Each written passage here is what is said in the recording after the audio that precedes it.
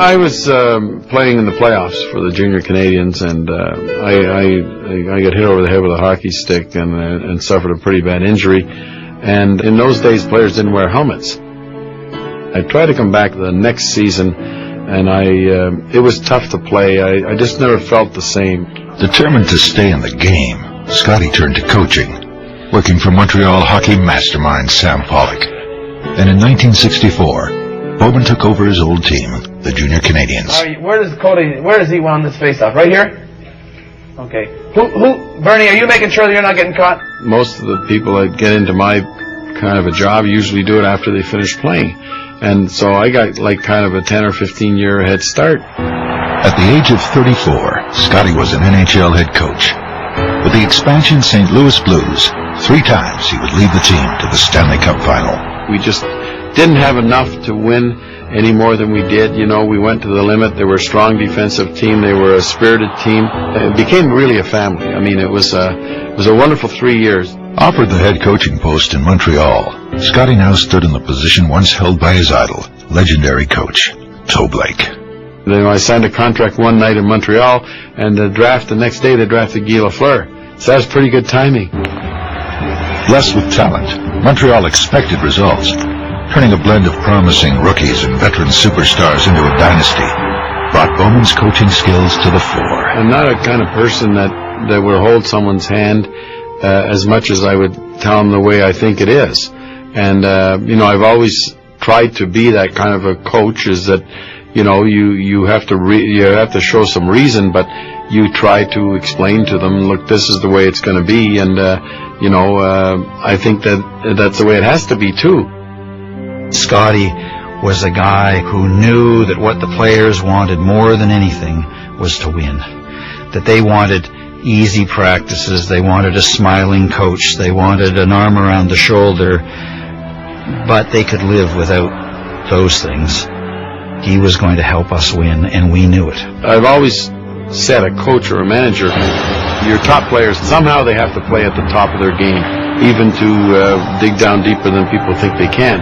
And that's crucial, that you really have to make sure that they're in an environment that is conducive. Sometimes it's tougher when you have guys 35 years old, and it's hard to tell Jean Beliveau to turn off your television at 10 o'clock. He'll make a funny little comment to his players that he knows will catch the players' attention, and it might be a minuscule little thing that happened. Are you tired?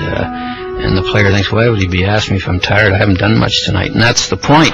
With me, it was always my weight. He says, Sean, he says, you're never going to see the ice until you hit 180 pounds. He says, you're never even going to see the ice. So the next year, Scotty comes up to me one day and he says, you know what, Steve? He says, you're playing pretty good. He says, but there's 3 things wrong with you. I says, 3 things? What's that? He says, 181, 182, and 183. My first 7 years in the league, we never lost a game on the West Coast. And yet a lot of the times we come back from the West Coast and have one of the most horrendous practices you ever seen, 40 minutes skating hard without pucks, and we kind of look at each other and say, well, what more can we do? And then we go out and play just an awful game, and he'd have us maybe for 30 minutes on the ice and off. And we're kind of looking at each other and say, what the heck is going on? Scotty's more in your mind, and it frustrates a lot of players because it's more of a subtle torture that bothers them, is probably something they have to overcome, and if they can rise to their challenge, they realize that he motivated them. He motivated them to be a better hockey player when they thought they were doing all they could do. But to win, you've got to go one level higher. I think he was a great motivator, and I think what he did in his practices and how he kept us in shape, I mean, everybody could do that, but he just knew how to push the right buttons at the right time. After 5 Stanley Cup victories in Montreal, Scotty spent 7 years in Buffalo. Then in 1990, he joined the Pittsburgh Penguins. I think the team has to have confidence in the coach that, you know, he's a key guy for them, and I think you have to get the respect of the team.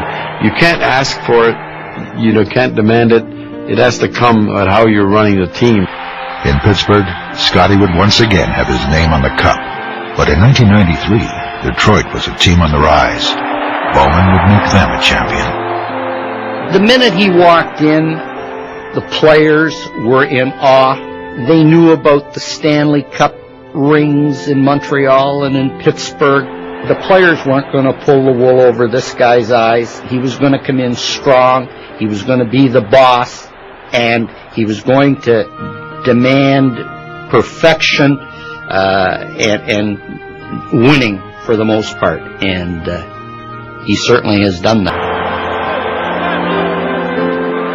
What Bowman's been able to do is coach poor teams and have great results, and coach great teams and have great results. And both those tasks are not easy. I don't think I've ever seen anybody handle his lines and be mixing lines and mixing players and be in control of the game as much as Scotty is.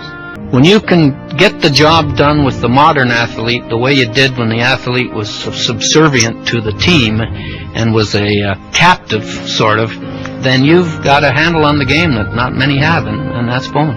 I think when I look back is, if I wouldn't have had the success I've had, I still would have been satisfied. And if you win a Stanley Cup, whether you win 1 or 2 or 5 or 6, it's a big accomplishment. I'd like to be able to say that I coached in the 60s, 70s, 80s, 90s, and the first decade of the next century, because that means I've had a job for life.